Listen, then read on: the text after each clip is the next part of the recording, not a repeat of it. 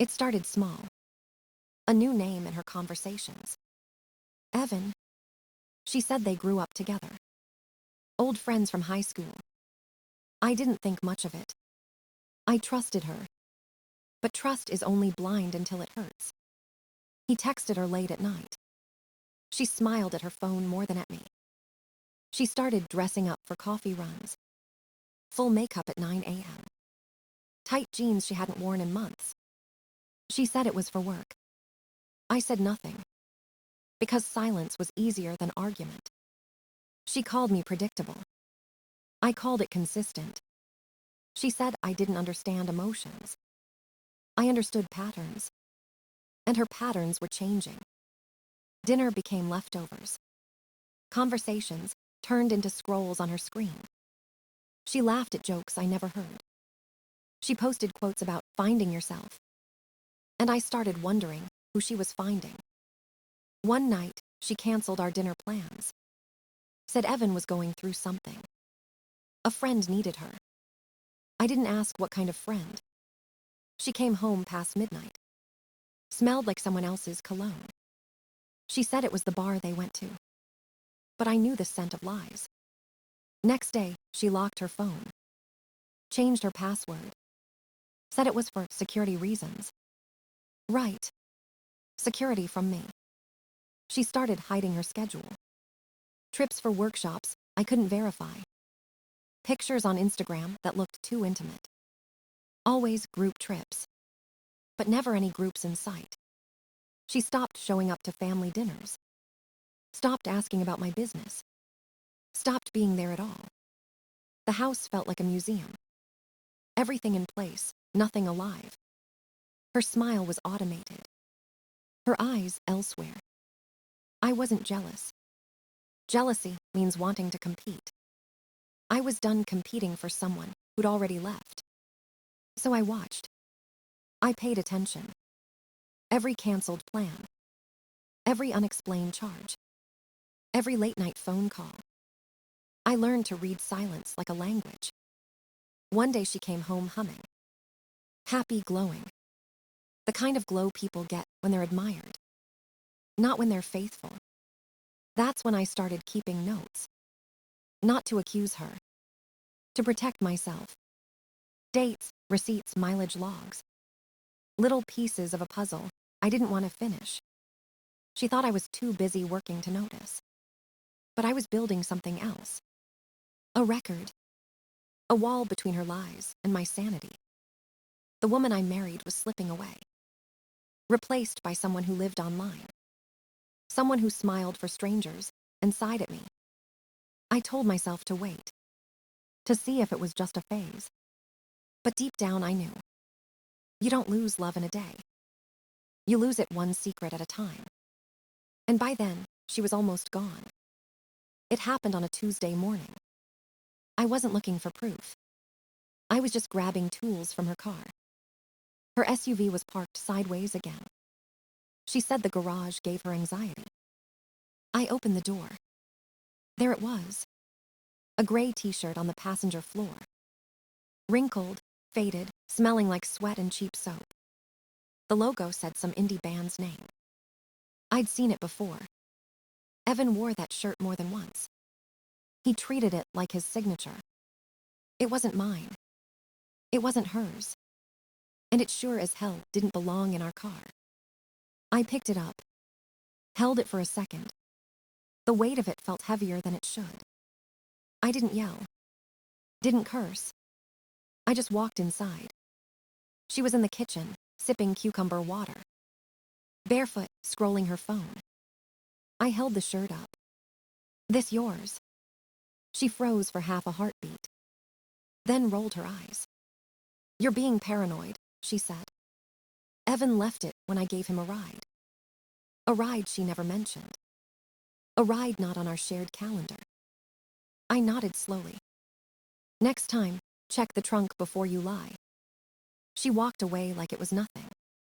But it wasn't nothing. It was confirmation. The quiet kind. The kind that doesn't hurt anymore. Because the pain already burned out. That night, while she journaled on the porch, I went to the garage. unlocked a drawer behind my tools, pulled out the old iPad she forgot existed. I had synced her phone 2 weeks earlier. Not hacking, just mirroring. No alerts, no noise. Just truth in real time. Messages, photos, locations. Evan's name appeared more than anyone else. More than her parents. More than me. Hotel receipts. GPS pins. Selfies from places she never told me about. No girls in those girls' trips. Just her and the same damn car. I called one hotel, pretending to confirm a reservation. They confirmed her name. 1 night stay. Single room. That was all I needed. I didn't confront her. Confrontation gives liars oxygen. I wanted silence. Silence is sharper. Next morning, I called my lawyer. Told her to prepare separation paperwork. No filing yet. Just insurance. I moved business funds to a new account. Changed passwords. Secured the house deed. I wasn't planning revenge. I was drafting blueprints for peace. I started packing her belongings mentally. Each item had an expiration date. Her yoga mat. Her ring light. Her podcast mic she never used. Everything built on my time, my money, my trust. I realized I didn't lose a wife. I lost an illusion. And illusions look real until you touch them. So I stopped touching. Stopped asking. Started preparing. I didn't need her confession anymore. I already had her evidence. And when truth sits that close, you stop bleeding. You start planning. She said she had a conference in Denver. Another work retreat. Same tone, same lie. I didn't argue. I just said, have fun. She left Friday morning, suitcase rolling over the driveway. By Friday night, I had everything planned. No shouting, no drama. Just precision. I called a moving company. Told them I needed a pickup Saturday morning. Not for my stuff. For hers. Every dress, every candle, every framed quote about self-love. All labeled in blue tape. I didn't touch a single thing myself. Just pointed and watched. By noon, her life fit neatly into cardboard boxes. Each one lighter than the lies they carried. I loaded the truck and drove north. An hour and a half away. To an address I found on a salon website. Evan's girlfriend, Rachel. She ran a hair studio, lived upstairs. She deserved to know. I stacked the boxes under her awning. Taped a note to the top one. Hi Rachel, this belongs to Lena. Since your boyfriend Evan borrowed my wife, I figured you two should talk. No signature. No threats. Just the truth, delivered curbside. I drove home in silence. Changed the locks. Left her a sealed envelope on the front door. Inside was the separation notice. By Sunday night, she was calling nonstop. By Monday morning, I was free. Rachel texted me that afternoon. Thank you, I had no idea. Then she sent a photo. Evan's clothes in trash bags on the sidewalk. Karma moves fast when it's organized. Lena came home that evening. Stood on the porch, confused. Tried her key. Didn't fit. She knocked, then yelled. Then begged. I watched it all from the Ring camera. Didn't answer. Didn't move. She cried into her phone. Called her mom. Called friends. Told them I was crazy. But I wasn't crazy. I was finished. Her mother called next. Said it was illegal to lock Lena out. I told her the house was mine before the marriage. Prenup signed. No tenancy, no rights. Then I hung up. Next day, Lena showed up with her cousin. Filming, shouting, pretending to be victims. I opened the door once. You don't live here anymore. Her cousin screamed that I was abusive. I looked at Lena. She's your problem now, I said and closed the door. They left after 20 minutes. That night, I slept like I hadn't in years. No guilt. No noise. Just quiet. The kind that feels like freedom. I didn't check social media. Didn't need to. By morning, Rachel had posted everything. Photos, receipts, screenshots. Lena's empire of lies collapsed in real time. Followers turned into critics. Her name became a punchline. And I didn't lift a finger. Revenge didn't feel like fire. It felt like peace. It spread faster than I expected. Rachel posted screenshots, hotel receipts, and text messages. The internet did the rest. Comments flooded in within hours. People called her fake, manipulative, a fraud. Her wellness brand turned into a battlefield. Sponsors dropped her. Followers disappeared overnight. Evan tried to post a statement about privacy. The comments roasted him alive. You cheated on your girlfriend, and her husband paid for it. The truth had a rhythm, and it danced louder than lies. Lena went silent for a day. Then she tried the victim route. Posted a black screen. Said she was emotionally abused by a man who feared strong women. Linked her Venmo for a fresh start. The comments shredded her. Girl, you got caught. She deleted it within hours. Next day, she tried again. A selfie, soft lighting, caption about storms and growth. Strong women rise from the darkest places. Someone replied, you created the storm. She deleted that too. Her friends stopped defending her. Even her cousin unfollowed. Her mom called me again. Said Lena was heartbroken and needed help. I said she needed accountability, not sympathy. Then hung up. She showed up at my job site 3 days later, crying in front of my crew. I didn't get out of the truck. Told the guys to keep working. She stood there, waiting for a reaction. She didn't get one. She posted on Facebook that night. My husband threw me out over a misunderstanding. Rachel commented with proof. Screenshots, timestamps, receipts. Lena deleted her account before sunrise. But the internet doesn't forget. Every fake post she ever made was reposted with captions like, Wellness Guru meets karma. Evan's business crashed too.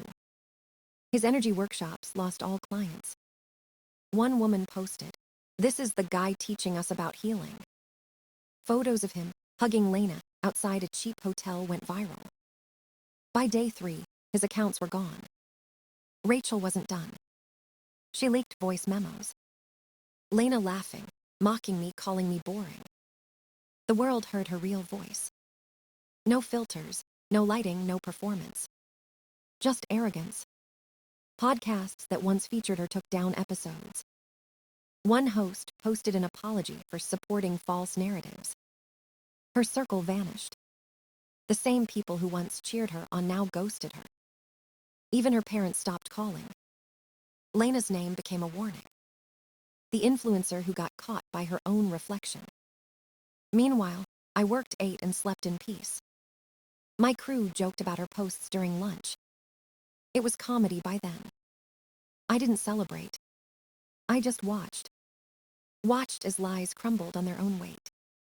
She built her world on perception. I built mine on proof. And when the smoke cleared, only one of us was still standing. She tried lawyers next. Some budget attorney sent me an email full of empty threats. She wanted access to the house. She wanted half the equity. She wanted spousal support. I laughed when I read it. My lawyer laughed harder. The prenup was ironclad. Everything I owned was mine before the marriage. The house. The business. Even the land beside it. Her lawyer got a single-page response. All possessions returned. No claims exist. Case closed. Silence followed. Then came the messages. First on WhatsApp. Then on a new number. Can we talk like adults? I'm willing to forgive you. Forgive me. That one almost made me smile. Next came a 2-minute voice note. Crying, gasping, calling me her best friend. Said Evan manipulated her. Said she was lost. I didn't finish listening. Just saved it, sent it to my lawyer, archived the rest. She said I ruined her reputation. She said people thought she was a monster. I didn't reply. Because monsters only live when you feed them attention. A week later, she tried again. New Instagram handle. New bio. Healing, growing, teaching women to rebuild. She launched a Patreon for emotional recovery coaching. $15 a month for advice she never followed. Her followers didn't bite. But Rachel did. She sent me a text. Want to see something funny? Then posted the receipts again. Voice notes. Screenshots. Hotel bookings. Even a folder of old photos Lena shared with Evan. It spread fast. Her new brand died before it lived. Her Patreon lost 80% of subscribers overnight. She went offline again. Then she messaged my mom. Said I was cold. Said I destroyed her life. Claimed nothing physical ever happened. My mom blocked her. Forwarded me the messages with a single line. She's desperate. Lena tried my cousin next. Told him I was spiraling. That I needed help. He texted me laughing. She's trying to get you checked into therapy, man. I said, let her try.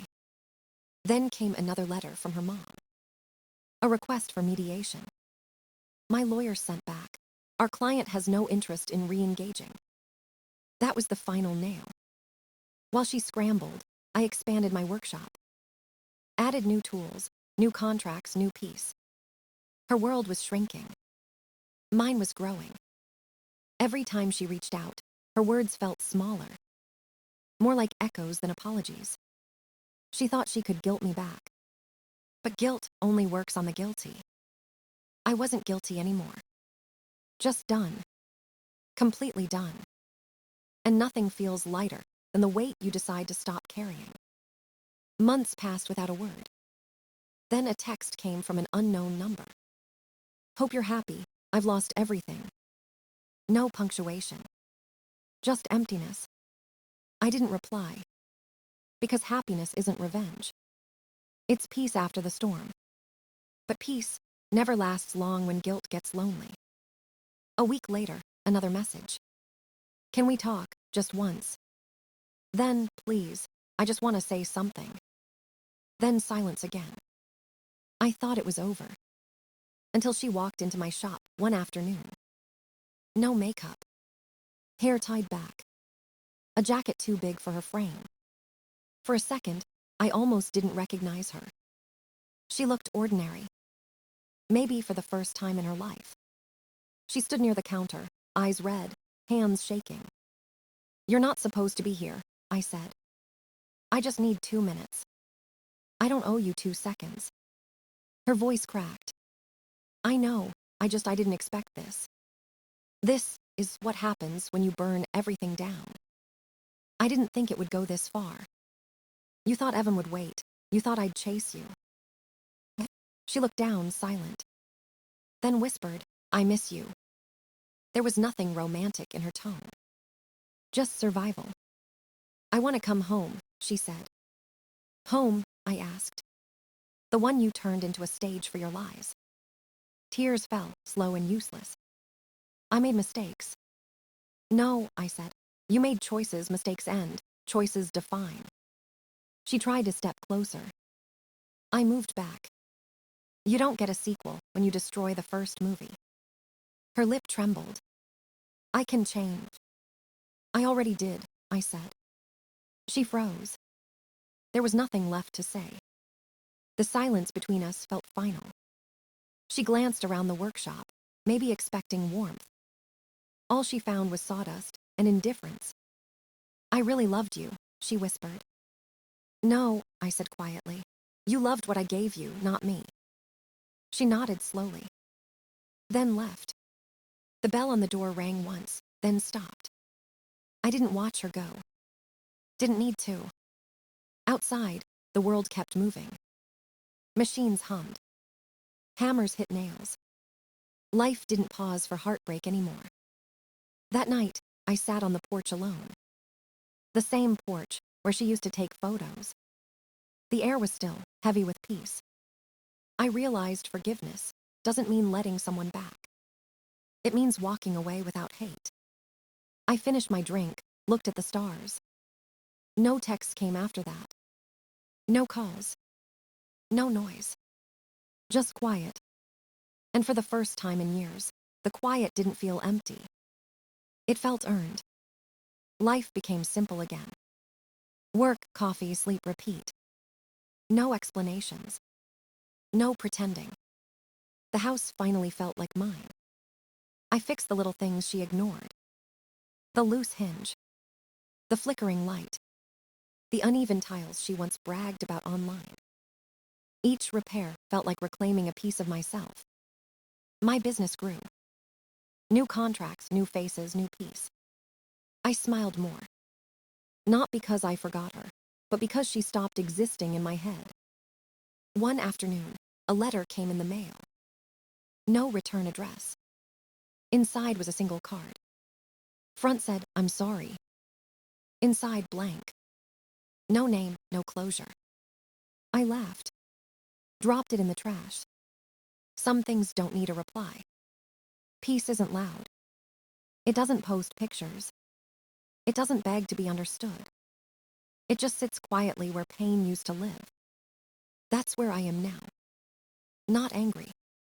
Not broken. Just free. And that finally feels like home.